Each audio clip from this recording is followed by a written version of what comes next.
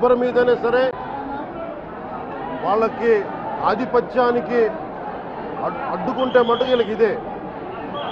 నేను వీళ్ళందరికీ ఇదే చెప్తున్నాను మీకు.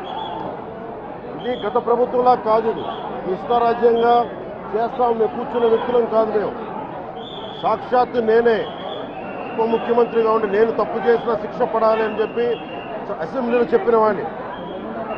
అలాంటిది మీరు ఇష్టారాజ్యంగా కూర్చొని అధికార విధులు నిర్వహిస్తున్న వాళ్ళ మీద దాడి చేస్తే ఏమాత్రం ఉపేక్షించాం. ఎస్పీ గారికి చెప్పాం, కలెక్టర్ గారు దృష్టికి తీసుకొచ్చాం. కలెక్టర్ గారు కూడా ఇదే చెప్పారు. నిన్న కొట్టగానే వెంటనే ఆయన విజయవాడలో ఉంటే ఆయన దృష్టికి తీసుకొస్తే వెంటనే ఎస్ఐని కానిస్టేబుల్స్ని పంపించిన సమస్య సాగల. అదనపు బలగాలతో సిఐతో వెళ్తే తప్ప పరిస్థితి కంట్రోల్లోకి రాలా. ఎలా కొట్టారంటే లోపల గడిపెట్టి మరి ఎవరిని రానివ్వకుండా గడిపెట్టి మరి ఆయన అమానుషంగా దాడి చేశారు. నువ్వు ఎలా వస్తావు ఇక్కడికి? ఎవరో వీళ్ళు చెప్పిన మాటలకి తొత్తులు కావాలి వీళ్ళకి. ఈ రోజున నా దృష్టిలోకి వచ్చింది, ఇది మొదటిసారి కాదు. గతంలో ప్రతాప్ గారి మీద దాడి చేశారు, శేఖర్ నాయక్ గారి మీద దాడి చేశారు, శ్రీనివాస రెడ్డి గారి మీద దాడి చేశారు. వీళ్ళకి కులం ఎక్కువ తక్కువ లేదు. వీళ్ళకి అహంకారం నడినెత్తి మీదకి వచ్చి కొట్టుకుంటా ఉంది. అహంకారం తీస్తాం, తోలు తీసి కింద కూర్చోబెడతాం. మీకు ఒళ్ళు ఒక్కొక్కళ్ళకి మీకు ఎక్కడెక్కడ ఉన్నాయో తెలియట్లా. మీకు అహంకారాలు పెరిగిపోయినాయి. మీకు ఆధిపత్యపు అహంకారంతో అధికారుల మీద దాడి చేస్తే మిమ్మల్ని ఎలా తీసుకెళ్లాలో, ఎలాంటి శిక్ష పడాలో మీకు ఖచ్చితంగా చేసి పెడతాం. మీకు ఇష్టారాజ్యంగా చేయకండి. అహంకారంతో నడినెత్తి మీద కళ్ళు నెత్తికెక్కాయి మీకు. ఈ ప్రభుత్వం చాలా త్రికరణ శుద్ధిగా అందరం కూర్చొని మేము కలిసికట్టుగా ఉన్నాం ఇక్కడ.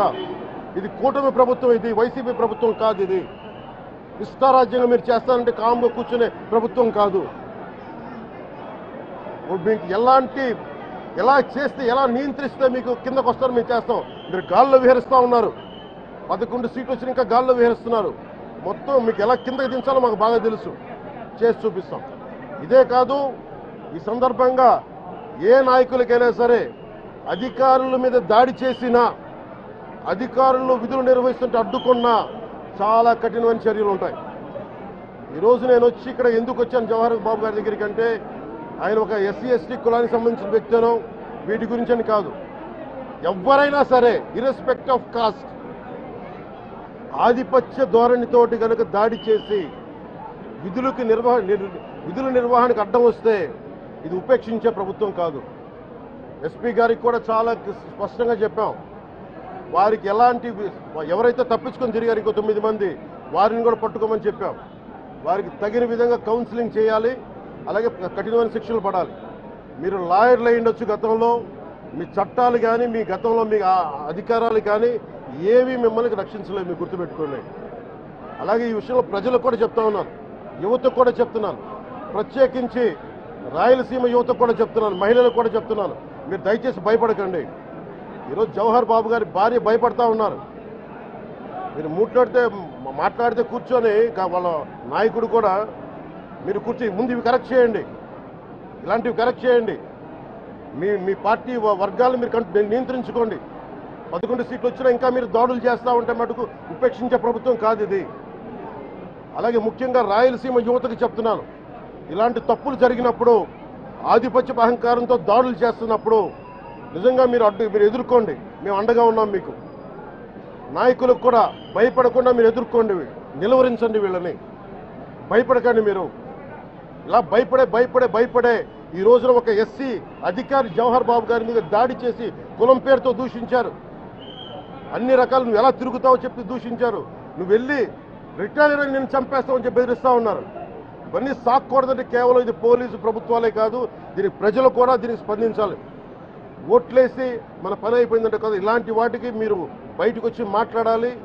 భవిష్యత్తులో ఇలాంటి నాయకులు మళ్ళీ ఎన్నికల్లో పాల్గొనాలంటే కూడా వాళ్ళకి భయం రావాలి. మీరు ఆ స్థితిలో ప్రజలు కూడా దీనికి అప్రమత్తంగా మీరు కూడా దీనికి బాధ్యత వహించండి. మీ ప్రభుత్వం మీకు అండగా ఉంటుంది. అలాగే జవహర్ బాబు గారి భార్య ఒకటే భయపడతా ఉన్నారు, అయ్యా మేము నిస్సహాయతలో ఉండేవాళ్ళం, మేము ఎస్సీ మాల కులానికి చెందిన వాళ్ళం, మాకు భయాలు వేస్తున్నాయి, మాకు ఎవరు లేరు మాకు అండగా ఉంటే వాళ్ళకి ఇదే చెప్తున్నాను. మేము భరోసా ఇస్తున్నాం. పక్కనే కలెక్టర్ గారు ఉన్నారు, ఎస్పీ గారు ఉన్నారు, ఎమ్మెల్యే గారు ఉన్నారు, మిగతా జిల్లాకు సంబంధించిన నాయకులందరూ ఎమ్మెల్యేస్ ఉన్నారు, నాయకులు ఉన్నారు, మేము అందరి తరఫున మాటిస్తున్నాం. మీకు ఏ మాత్రం ప్రాణ భద్రతకి ఏమైనా ముప్పు కలిగినా మేమందరం మీకు అండగా ఉంటాం, కఠినమైన శిక్షలు తీసుకుంటాం అని మీకు భరోసా ఇవ్వడం జరిగింది వాళ్ళకి. అలాగే డాక్టర్స్ని అడిగాను, వాళ్ళు చాలా లోపల కొట్టేశారు మొత్తం. ఆయన బాగలేదు, ఆరోగ్యం బాగలేదు. అన్నిటికంటే కూడా ఒక ఎంపీడీఓ అంటే ఒక మండలానికి ఉన్నతాధికారి ఆయన, ఒక ఎస్పీ, ఆయన ఆ మండలానికి ఆయన ఒక కలెక్టర్ స్థాయి వ్యక్తి. అలాంటి వ్యక్తిని కూర్చొని దుర్భాషలాడుతూ, బూతులు తిడుతూ, కులం పేరు మీద దూషిస్తూ ఇది కూర్చోబెట్టి ఇది ఒక పరిపాటి అయిపోయింది.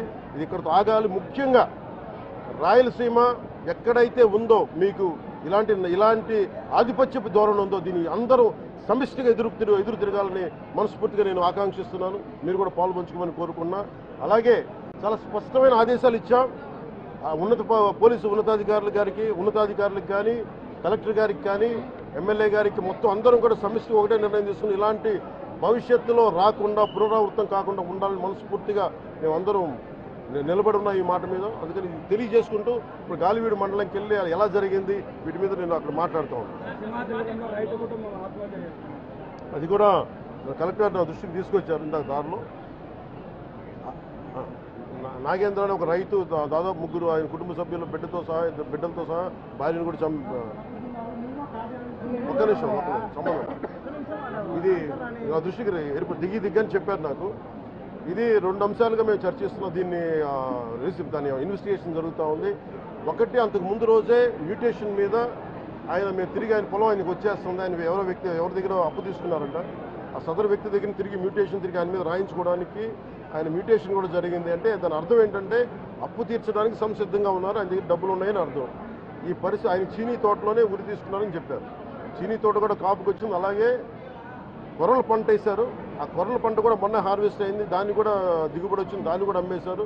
మరి ఇలాంటి పరిస్థితులు ఎందుకు జరిగిందనేది మన కలెక్టర్ ఇందాక చెప్తా ఉన్నా, శ్రీధర్ గారు చెప్తా ఉన్నా. ఇది చాలా బాధాకరం అనిపించింది. వారికి మనస్ఫూర్తిగా నేను నా గుండె లోపల నుంచి నేను సానుభూతిని తెలియజేస్తున్నాను, ప్రగాఢ సానుభూతిని.